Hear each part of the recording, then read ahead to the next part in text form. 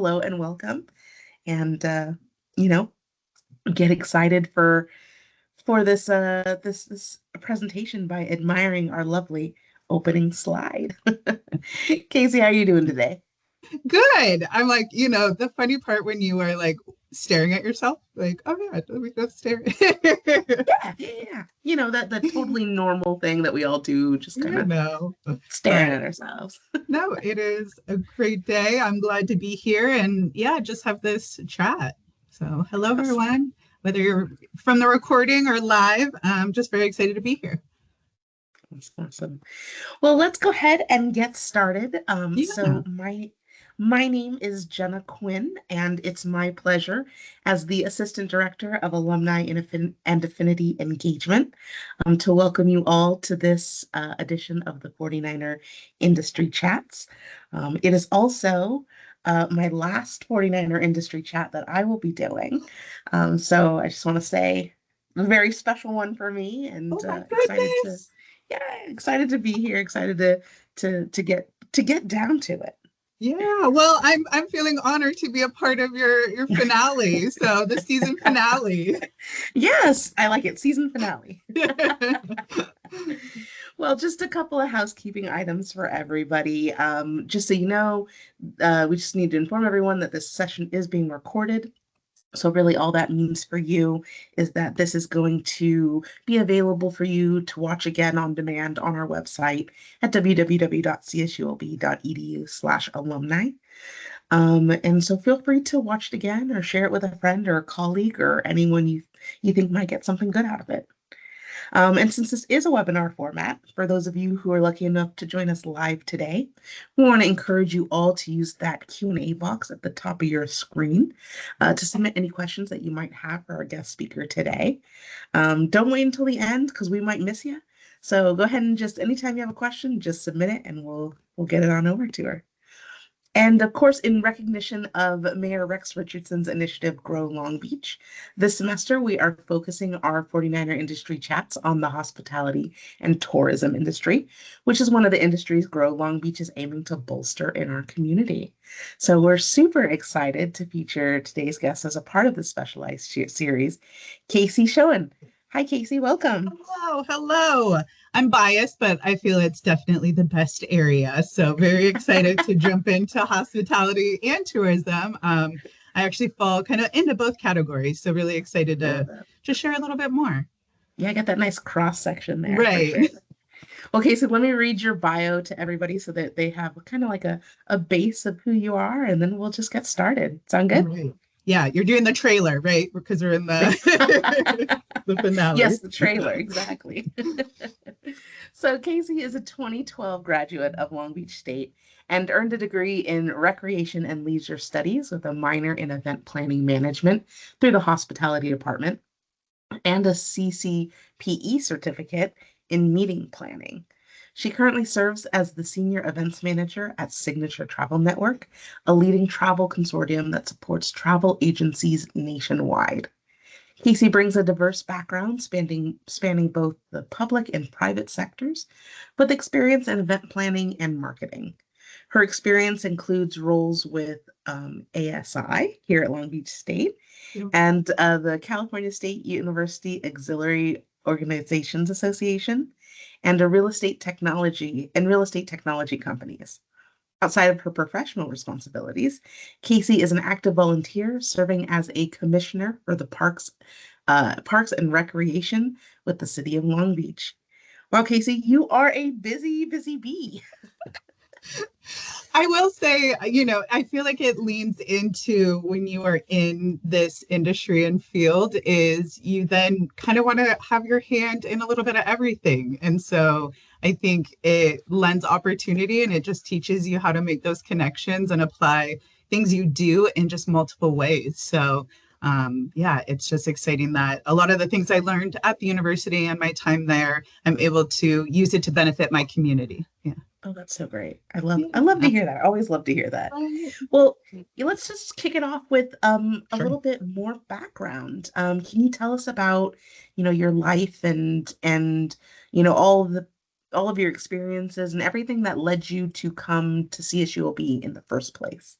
Yeah, so I'm setting the scene. I'm the girl stepping off the bus from a small town. No, in reality, I am just from a small town in Northern California. Um, my high school was about 300, which I feel is probably the amount of people in my apartment building now. But I came from a small town, and I actually just recognized I wanted something different. So, I lived in the mountains in the country, and I realized I wanted to be close to the ocean and the water.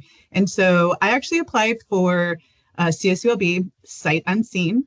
The first time I ever saw campus was my SOAR orientation as I was filling out my schedule. And I was like, all right, this is what we're going to do. So I feel very beneficial into what it turned into because, right, jumping in and going somewhere new and somewhere you've never been before can have its challenges, but I think really it gave me so much opportunity. So it's how my start with CSOB got to be. That's great. And Yeah, once you were here, right? right. Once you filled out that schedule for your first SOAR orientation, Yeah. what was your student experience like? What were you part of, like clubs or any activities, any professors that were particularly impactful, or any peers that were particularly impactful? Like what was your deal? I mean, my first thought was, oh my goodness, the size of this campus, which I think anyone that is stepping on campus and you are just realizing, the vastness of it, I was like, Mm. wow, this is bigger than, a lot of neighborhoods where I was coming from. But I was very thankful that, I came in very kind of shy and not knowing, how to take advantage, but I really had an opportunity kind of come across to me. So I actually was a work study student. I joined CSULB, and part of, my funding is I needed to be a part of a work study program on campus. And my involvement actually started before even my first day at CSULB. So I interviewed and I joined the work study program through ASI, and I was the student assistant at Beach Pride events. And that really started and catapulted my journey in the university, but also where I am professionally today. So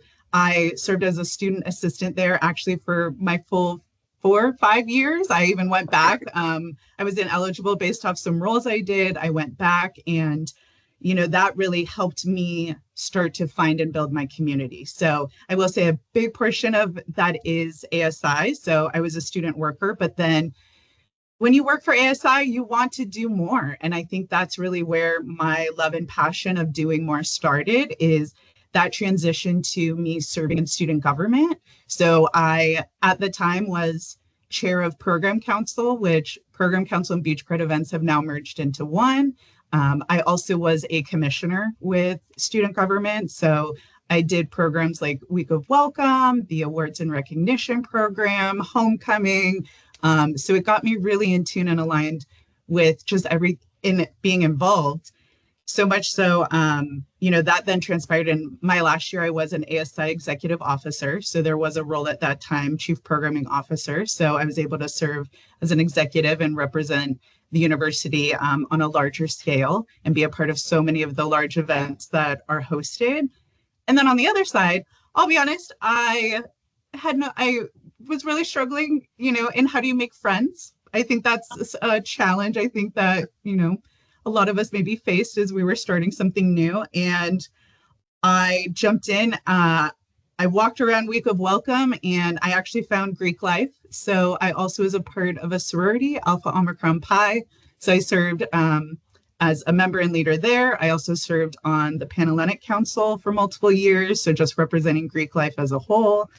And then I also, once I kind of came to be in my program and my major, I really wanted to dive into there as well. So I served on Rex Society. I was the CPRS, so California Parks and Recreation representative for the university. And then when you get involved, you're also kind of asked to be more involved, I will say. So I That's also awesome. was one of the founding members for Rotaract of CSULB. So I also got the opportunity and like the process of starting an organization on campus. So yes, I was very involved. I Yeah. probably, I probably should have paid rent for how often I was in the student union. That's also why my background is the student union, because I really feel I am a product of it, and really where it's at in its where it's about to be is just so exciting. So with that, yeah, my student experience was really great. I definitely leaned into a lot of opportunity, but in that, right, you have to learn the balance. So definitely, learning that we're here for education first comes up as you are starting to get more involved in that process.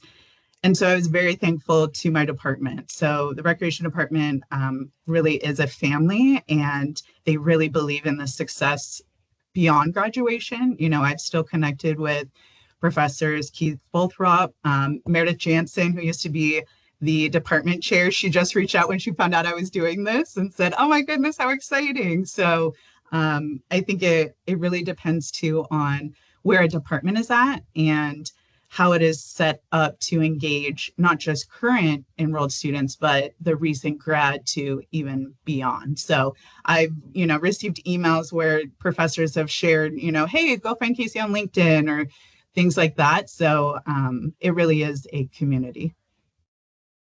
That's fantastic. And, I think that kind of what's like stands out to me and what I kind of wonder is, Right. kind of like a chicken or an egg thing, because you got this position with ASI before you Right. even stepped onto campus. Mm-hmm. Did that, and it was perfect, right? Aligning with what you were studying and what, right? So was it that it was intentional that this is the opportunities that you sought because you knew you wanted to go Mm-hmm. into event planning and rec and leisure and that kind of thing? Or was your entrance into this like career track and like this professional path, Mm-hmm. was it more of like something that you fell into? No, and that's a great question. I actually didn't apply and get into CSULB with the intention of recreation. I'll be honest, didn't even know what it was until I entered the university. I feel that is a little disconnect, right? Is all of the majors and programs that a university offers, depending really right on your demographic, you don't always learn about those until you're actually on the campus. So I actually, up until I was a junior, I was a linguistics major. So I really saw my path as I was going to be a sign language interpreter. I had like my post grad program set up, my internships, where I was going to end up in work. And I actually have a physical disability. I have a tremor, so my hands shake, and it started progressing during my time at CSULB. And I really had to take a look at, am I in the right program for me? Have I picked, the correct path, knowing there's factors that I don't know? And so it did fall in. And I will say it is the work that I did at the university that showed me the path to recreation. It's funny, I actually see him here, but Chance Decker, he was my first boss at the university. He kind of pushed me to try a recreation class, just given what I was currently doing with the university, what I know he saw that I really enjoyed doing. And so I had an open elective, and I was like, all right, I'll try a recreation class. And I'll be honest, I never turned back. So I am one of those that changed my major like my junior, senior year, needed to, add a year kind of experience. But that is really where, I think I'm a product of, you go in thinking you're all set in one way. And if you say yes and you take opportunities that are in front of you, it can create a whole new path. And so that is how I got to be. And it really is who I worked with within ASI that showed me kind of the magic of event planning and creating experiences, and made me, into the professional I am today. So totally fell in my lap. And then so much so, and right in that mission of saying yes and pushing yourself, I actually was part of the first class to get the minor in event planning. So at the time, both departments, they were trying to figure out what this meant, where if you're a hospitality major, you get a recreation minor in event planning. If you're a recreation major, you get a hospitality minor in event planning. So there was some configuration of classes and movements of schedules for my last year, but it was just very exciting to also just see that growth and opportunity of event planning to that scale. Because I never would have pictured like my first day, walking to class that you could major and you could actually like study and learn how to put on events. It was, yeah, it didn't connect, but now I'm so thankful, and it's what I do every day. So great. That's so Yeah, great. And speaking about, what you do every right. day, you Yeah. know, what is what does a typical day look like in your current role? What is a typical day for someone who works uh in this tourism hospitality space?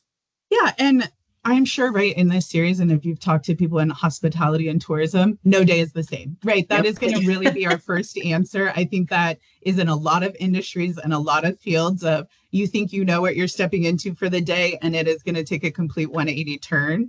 I will say in my day today, it really depends on what phase I'm in with my current events. And that is really what's going to shape my day and how it's going to be. So at Signature Travel Network, I am the lead on basically a roadshow.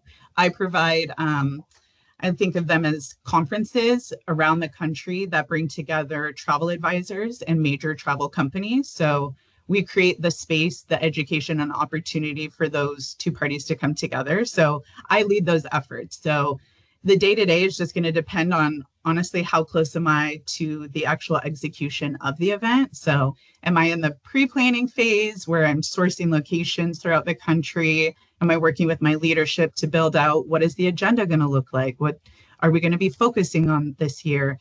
To then the actual planning phase of, what steps. It could be one day I'm deep in menus, figuring out what people are going to be eating, every minute of the day they're together with us. Or am I in AV? And honestly, the other day I was trying to figure out how much Wi-Fi I needed for like my group of 500. So it really depends. And then even the execution. So because my events are very back to back, during the summer, I actually go on the road for about 5 weeks and I'm jumping from city to city. And then every day I'm executing those multiple day events in different cities. And then the importance of follow-up, just like in all of our, whether that's personal or professional, kind of the closing of the books and the next steps. So I think it's very exciting that no matter what, I am in some sort of phase of the event planning process. So even today, before here, I was on a call this morning with a tourism board in Florida, and then I jumped to I also support my team in our other events. So I put on a trade show for our annual conference. So I jumped to our onboarding call with a contractor. So it really varies, but it's also really remembering where you are in your own project. So I am such a big advocate in this. My day to day, it really lives by my project plan or my project management tools. So I really recommend if you haven't learned or become familiar with project management tool, that is really where the start should be, because you need to build out your full event and then really stick to those deadlines you've set for yourself. So I'm constantly chasing my own deadlines. So But for aren't we you, all? right? I know, so true, so true. But so for you, what have you found have been the best tools, right? Those project management tools, Yeah. or what's worked well for you, and has it changed throughout the trajectory of your career, or is it different for what type of events you're doing? And that's such a good question. I will say it is all trial and error. I think I am a product of that. I will go full in and do all the trainings and certificates of a program. And then once I start utilizing it, if it's not working with the flow of my event or my team, right, it's constantly assessing that. And so, I'm a very big base camp, Asana, and that's programs, honestly, that I started using at CSULB in some of my full-time capacities. My company is transitioning and we're doing a full overhaul to Monday.com. There's just so many different ones. So it's setting up a trial, running kind of a project, whether that's a personal or professional, and seeing, how you reacted to it, how it reacted to you. But right, I feel like that's kind of the journey with technology in general. There are so many options that you really need to figure out, are you more of a visual person? So for me, that's Basecamp. I love the visual piece, especially when it comes to marketing and how you can lay out a project. Or do you lead more a little bit like in the Excel, analytical? So Asana, where it's very bullet points, step by step. It's going to really depend on your experience. But mine, I've done quite a few. I just sort of lean into the one that is currently provided depending on the company I'm with. But I'm also a big personal project. So I live in like an Excel of, what I need to do. My friend was making fun of me the other day because I actually am like a every day in your notebook writing like the bullet points for the day, and then I'm making it even smaller to like a post-it of like, what do I need to do in the next hour? So I am a firm believer of it is time to cross it off a list. I find that very satisfying. So it just, what system's going to work for you, because hospitality and tourism, you are busy. So it's how are you going to keep yourself accountable in a way that works? Yeah. I'm imagining you as like that commercial where that guy just has all the post-it notes on him until he's just one big post-it note monster. Are you at my desk right now? No. I'm probably keeping them keeping them going though. So I'm like, okay. It's all good. It's all good. They love exactly. you. This is now a commercial for post-it notes. Yeah, right. Well, so, back to you, away from post-it notes. What would you say is and this is a two-part question. So what would you say is the most challenging part of your role? I would have to say, the most challenging is as you start to jump into event planning and ownership, and really being kind of the lead behind an experience, you come to see that, how am I trying to word it? You become kind of that person's experience, whether it's the good or the bad. And so, for example, you're hosting an event and they had an issue in the parking garage in just their parking. Well, now that has set the tone with how they feel and how they're going to come and experience your event. So I will say the challenge is the awareness. It's preparing yourself for all those aspects and pieces, and really remembering that it's from, basically the moment the person wakes up that day to the moment they are pulling back into their driveway or their home. The challenge is you are setting the tone for their full day. And so it's just, how can you continue to be aware? And so I'm actually, I really stand by, there's a book I really love. It's called Uplifting Service. It's by Ron Kaufman.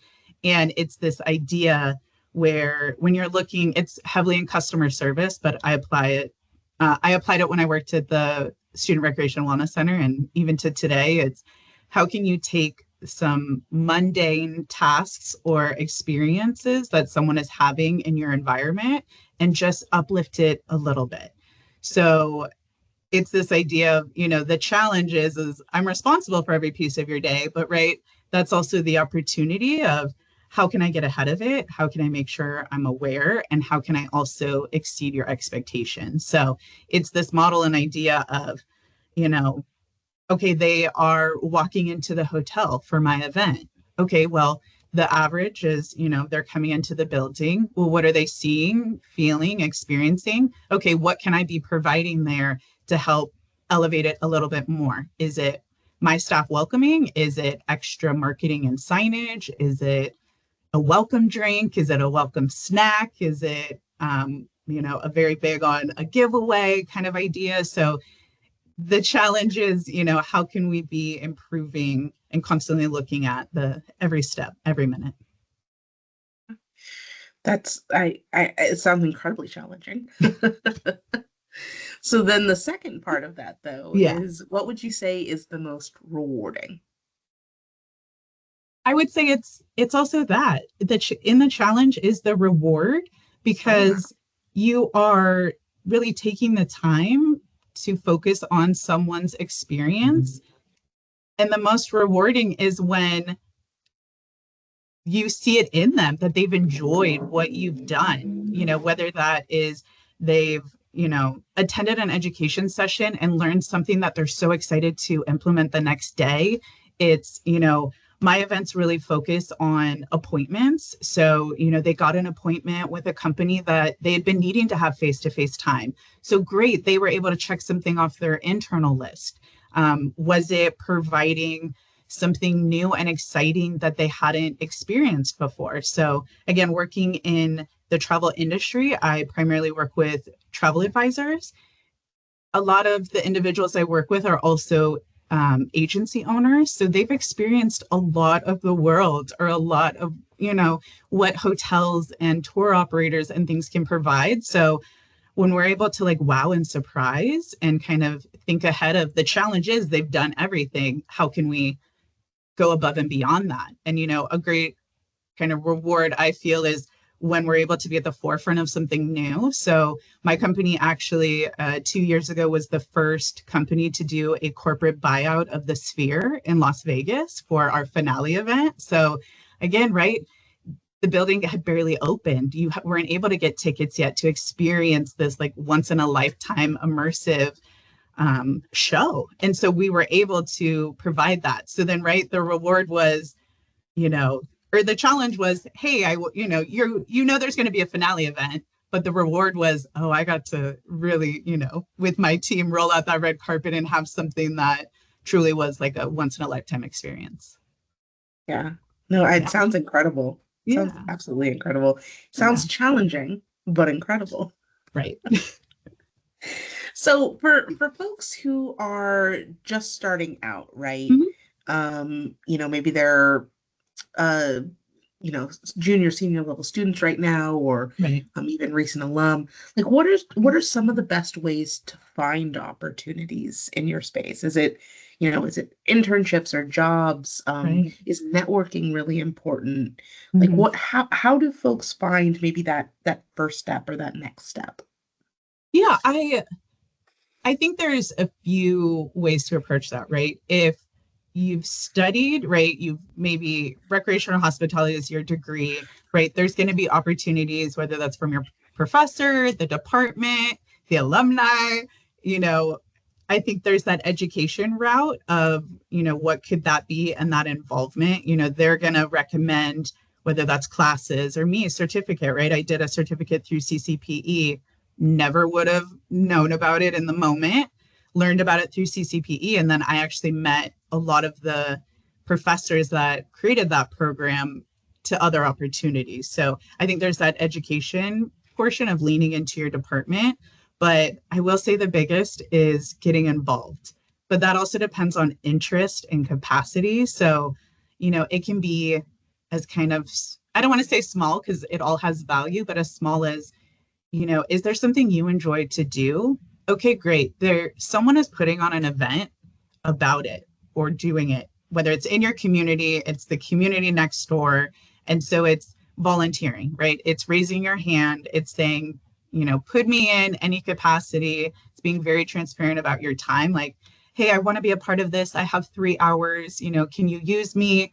And being plugged in to an event. And that's where there's no specific type that you have to start in. I would say it's just the start. It's that first step. So it is finding what you like to do. Is it, entertainment? Is it community? Is it, anything from music to fashion to, do you like actually education based and love attending? Do you like listening to podcasts that then, is that a live podcast? Is it, you like music, so you've noticed your local coffee shop or restaurant hosts bands, right? How can you kind of play a role? So it's asking, how can I help? It's saying, I want to be involved. Beyond that, right? If you're wanting to step into this a little bit more in a career side of things, it's taking that to the next level. So that's actually more industry involvement. So it's looking at, on LinkedIn, there's that digital piece. So I'm a part of, some big players in the event planning game, like BizBash. It's joining their discussion groups and having those online conversations. But then on a local level, there's quite a few event planning associations. Do they have a local chapter near you? Are they hosting a meet and greet? Are they hosting an event?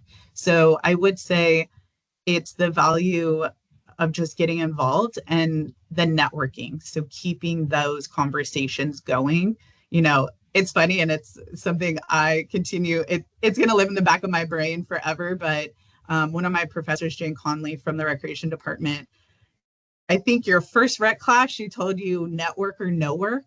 And I just have kept that.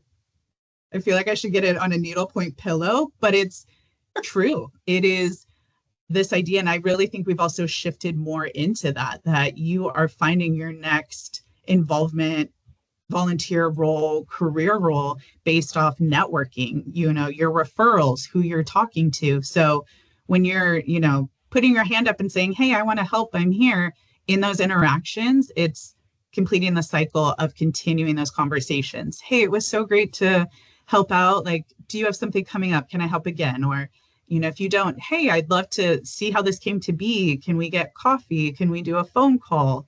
On a industry kind of deeper in the profession, it's raise your hand and maybe take on a little bit more roles in an official capacity. When I was at ASI, I was a part of ACUI, so I served on like the regional board. I was also a part of NERSA, which is tied to the rec center. So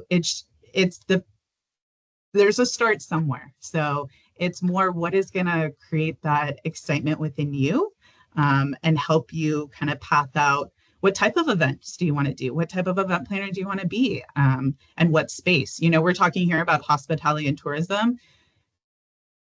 Hospitality in regards to event planning really touches every industry. So, my first professional event roles was actually in real estate. And I was like, what do you mean? Like, I know nothing about real estate or selling houses. I don't even know what this means. But I was creating opportunities for real estate agents. So it is this idea that you can be a part of any industry, any field. It's what is going to keep you excited. And so for me, it's travel.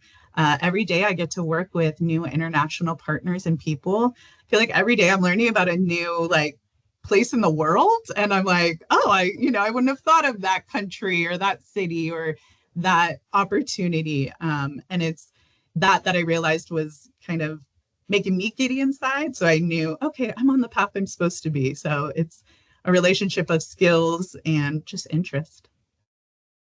That's great. Yeah. I mean, and you yourself, you certainly do raise your hand a whole bunch. And in that, right, you serve as a commissioner for the Parks and Recreation of the City of Long Beach. Yeah. So tell us a little bit more about that and what it entails and the scope of it. Yeah. So I feel very fortunate. I actually was just reappointed by Mayor Rex Richardson to serve in a second term. So I'm actually, and it's so weird to say, but I'm entering year number 5 as serving as a commissioner for Parks and Recreation. And so what that means really is it's kind of like a board of directors. So the park department kind of reports into us, especially the director, in the ongoing vision planning and next steps for the parks within the city of Long Beach, but also the programming happening within. So I will say our biggest piece and aspect is the community. So it is a once a month meeting. We are really working with a lot of Long Beach organizations on fee waivers, right? So they can host their programs in our parks. It's looking at companies that want to sponsor improvements, right? Because we only get so much funding and opportunity from the city. So how can we continue to make these spaces top of the line or safe or, just looking enticing that people want to go? And so I think we can all recognize that during the pandemic, right? Our first draw was to be outside. So seeing that's really where parks grew. I joined as a commissioner during the pandemic, and I was just seeing the activeness in these spaces, and it really connected to my background in recreation, right? And learning about municipal parks. And I felt it was this opportunity to bring them together. So it really just gives me space and opportunity to serve my community in a way that aligned with my education, but also, being from Northern California in a very rural area, sometimes while I love the beach, I miss, the trees and the green grass and the opportunity. And so, being able to provide those spaces, especially in neighborhoods within Long Beach, right, that maybe need those spaces more, is really, what continues to push me. So I think a great example, and one park I'm really proud of, and I was a part of during its whole planning process, was Lincoln Park in downtown. So where the Billie Jean King Library is. And the big giant penny. Yeah, the giant penny. I was there from, when we first approved the plans to then the actual strategy behind it, to hosting, assisting in like community feedback, to watching the demolition and construction, to the grand opening. So, and then now I'm able to see the impact it has on the community, right? It's a free open space for programs. The skate park in there is busy as ever, but I will say this opportunity really did come up through networking and just people, once you start to volunteer or raise your hand, like I mentioned, you become someone that's known to want to raise their hand or be a part of something. So I actually was a part of local political organization with the city of Long Beach. So I was actively involved in many city council campaigns. And through that, I actually knew people that were a part of Mayor Robert Garcia's team. So when there was an opening, one, they knew, my interest and involvement, but two, they also knew my background was in recreation. So I kind of got a nudge of like, hey, there's about to be an opening. Are you interested? And I was like, tell me more, like, let's do this. And so it's how it came to be. And now, especially as my career takes me on the road or away from Long Beach, it's how I can still stay connected in my community. That's fantastic. I love that. And thank you so much for your service. Oh, thank you. And that's it too. There's a lot of city opportunities. I would say the city has a lot of nonprofits that are looking for volunteers. So also, if you are trying to use those event planning skills in a different space, it's also a great way to jump in and get that extra experience, and also use it as an opportunity for your own growth and education. I spoke earlier to the challenge of, the full day being really kind of your responsibility, but by volunteering in kind of some of these roles, it's how you can build those skills of, okay, what is someone seeing when they enter my event? What are they hearing? What are they smelling? What are they, feeling? And it just provides more and more opportunity to hone in on those skills. Yeah, gotcha. Yeah, for sure. So one of the like hot button issues that I think is in a part of every industry, but uh, even hospitality and tourism, right, is the rising role of artificial intelligence and technology in general. And the big question, is AI coming for our jobs? So at least in your opinion, what do you think about AI and emerging technologies? Are they a good thing, helpful? Are they a bad thing? What's your hot take? It's so funny you asked that, because I was actually writing some emails just yesterday for event promotion about AI. So I will say, within the travel industry, kind of starting there in general, AI is really the forefront. So within the travel industry, you are seeing more speakers on the topic, more trainings, more programs that are tailored to travel advisors or kind of travel professionals in helping, because a lot of what we do is so like person to person. It's helping kind of with the administrative side. It's helping kind of clear out some of the admin clutter so you can really focus right on the connection piece. So in the travel industry, you're seeing it more in, on a website as a chat bot to help you maybe shuffle through what is your initial inquiry or issue, to take you to someone who can help you even more. For a travel advisor, it is helping in website management and building out experiences for their clients. So I have noticed in the travel industry, it's a growing partner because this industry is leveraging the importance, right, of human connection but the need of AI, because at the end of the day, AI isn't going to be able to have a conversation, right, with you to maybe learn that you had a family member from a different country in a small town and you've always dreamed to go there. They're not going to know that. Your travel advisor is. So they're going to know, hey, my dream is to get you there. This is how we're going to do it. AI is going to help filter all the data, right? They're going to be the search engine to get you the best flights or the best room rates or things like that. So I will say the human connection is still needed in travel for the storytelling and human connection, but it is needed in AI to support areas that maybe aren't just also your strengths. So when shifting to event planning, I think, and I recognize I'm very biased. I have done just as much marketing in my career as I have done event planning. So in my mind, one does not exist really without the other, especially event planning. So I will say the role of AI in event planning has really helped in marketing efforts. Anyone here in event planning, or you're thinking about it, or next steps, you have to have a relationship and understand the fundamentals of marketing. You need to market your event. It's how, while you might have natural buy-in or, natural registration based off your audience, there still is going to need to be a level of promotion. And whether or not you're a part of that process, you should still know what that process is. And so I think AI really helps play in understanding that, but also the role of analyzing data. So, right, we are constantly trying to figure out how to, tied to my title, right, impactful experiences. How are we continuously being impactful in what we do? Well, we need to be constantly auditing and looking at surveys, discussion boards, having,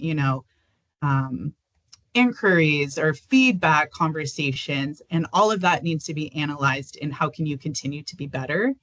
AI just helps make it on an easier level. And I will say, as much as I love marketing and do marketing, right, I've just recognized too, I don't love copywriting as much as maybe the next person. So I will say it does help in the creativity side of things.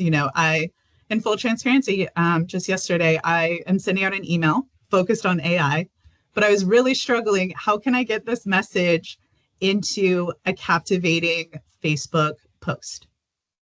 I did. I started at, ChatGPT, and I said, hey, here's my email. Can you help me figure out how to message or position this in a Facebook message, right? It's going to spit that out, and then you can take that opportunity to fine tune it. So I think it really helps in those moments you feel stuck. And, I think it's how we adopt it into our day-to-day lives. So for example, ChatGPT, pay for the paid subscription, help build your corporate voice, because your events should have persona, your company should have persona. And the more you keep it funneled in information of what you're providing and what you're doing, it's going to help you with your messaging even more. So I'm team AI. That's awesome. And I'm glad to hear that it's at least from your perspective, more of a tool than a robot coming for your job.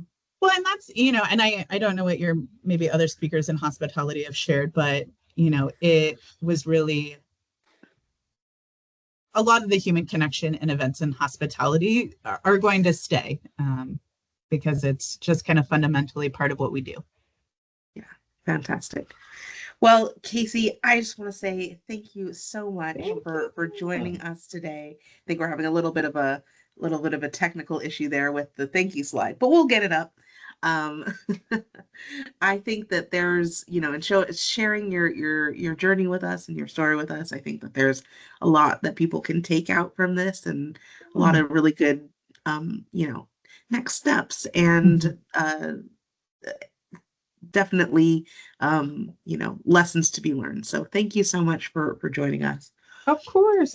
And, I know we didn't get into it more, but you have my email. So if anyone is interested in, wanting to talk travel or events more, please come find me via email, on socials, and let's connect. Let's, help each other in our journey. Yeah. What's your handle on social, or maybe LinkedIn? On LinkedIn, yeah. Search my name. Send me a message and we can definitely connect there. I do live on LinkedIn a lot. Also Facebook, it's very big in the travel industry. So also, yeah, you'll see my name and actually the photo from this flyer on there. Awesome. Fantastic. Yeah. So you heard her, reach out to her. She's here to help. She's here to talk to you guys. We're getting a ton of messages coming in just saying thank you so much for your time. So thank you, Kasey. Thank you. For Thank those of you. you who have joined us today live, thank you. And if you're joining us via video, also thank you. We want to encourage you to follow us on all of our social media channels. We are at CSULB alumni on all of these wonderful channels here. And again, you can watch this video again or send it to a friend or a colleague on our website at www.csulb.edu/alumni. And with that, we want to say thank you again. And it was certainly a pleasure, at least for me and my season finale here. Um, Love it. and we'll catch you next time. Have a good one, Perfect. everybody. Thank you. Thank you. Bye.